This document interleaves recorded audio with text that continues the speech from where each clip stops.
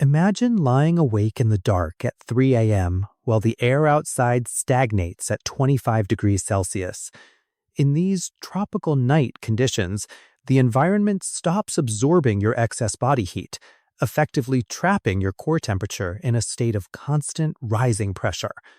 Restorative sleep depends on a specific biological trigger, a natural decline in core body temperature. When the room around you stays hot, that cooling process never starts. This comparison shows the damage. Excessive heat almost entirely removes slow-wave sleep, needed for heart recovery, and REM sleep, which processes stress. Losing REM disrupts communication between the prefrontal cortex and the amygdala. The brain cannot regulate arousal, leading to increased psychiatric vulnerability. These are not inconveniences we can simply train ourselves to ignore. Our biology operates within strict thermal boundaries. Occupational safety relies on the wet bulb globe temperature, an index factoring in humidity and solar radiation. When this metric exceeds 27 degrees, the body enters physiological peril, significantly increasing the risk of hypertensive disorders for vulnerable groups like pregnant women.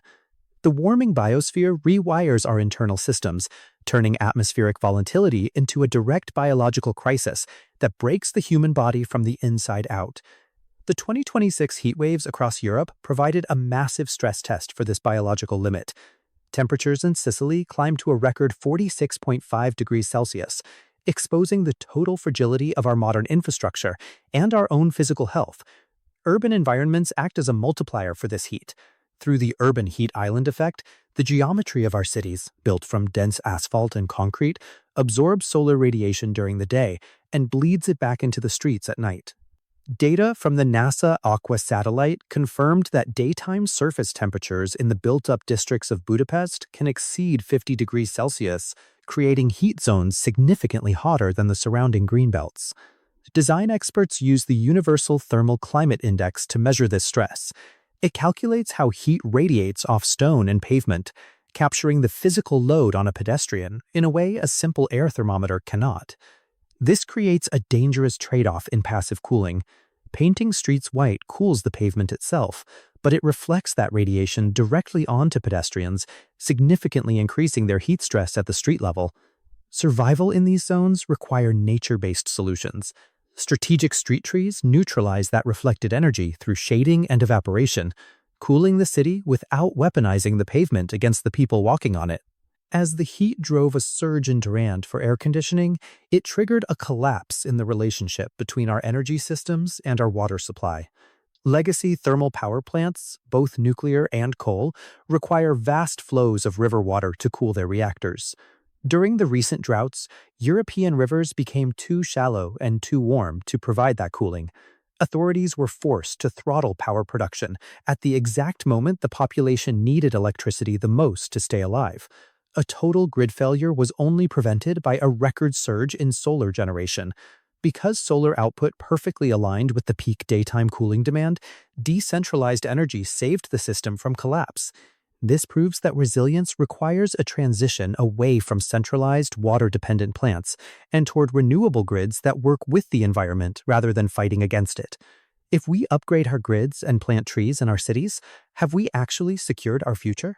Physical infrastructure is only half of the solution. We are also facing a psychological crisis that moves beyond general anxiety about the future into the immediate pain of solastalgia.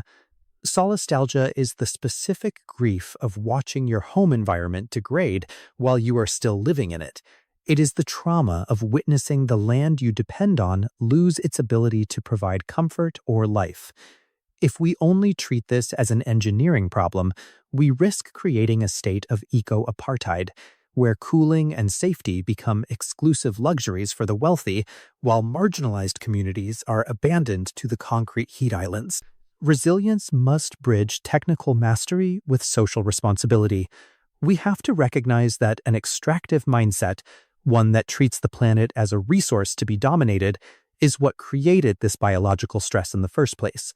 Genuine adaptation focuses on the collective.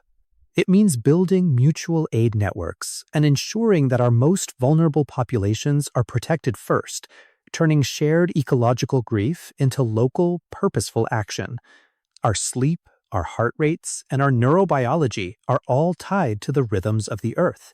When we realize that our own physical survival is inseparable from the health of the biosphere, the effort to save the planet becomes a simple act of saving ourselves.